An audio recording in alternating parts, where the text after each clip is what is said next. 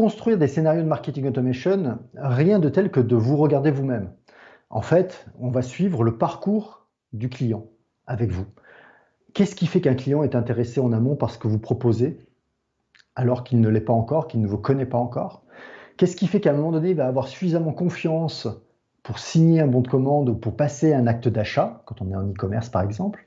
Qu'est-ce qui va faire qu'un client va être satisfait au moment où il va devenir le client et commencer à utiliser alors votre solution, votre machine, votre outil, votre service, hein, ce qu'on va appeler là aussi en très bon anglais l'onboarding, c'est-à-dire le moment clé où je suis client, mais je vais rentrer dans la relation client exactement.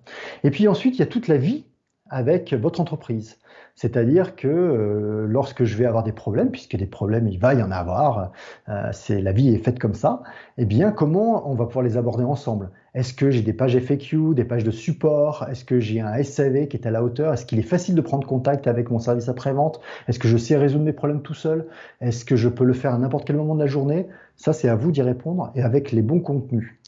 Et en automatisant la relation, en fait, vous allez pouvoir guider vos clients tout au long de cette relation.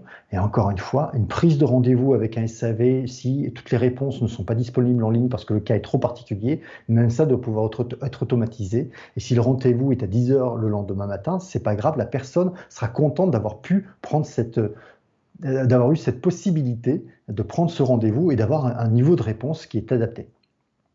Donc, pour générer des scénarios de qualité, il faut que vous compreniez bien les enjeux à tous les moments clés de la vie de votre client dans votre entreprise et avec qui dans votre entreprise, qui est concerné dans ces moments clés pour le satisfaire.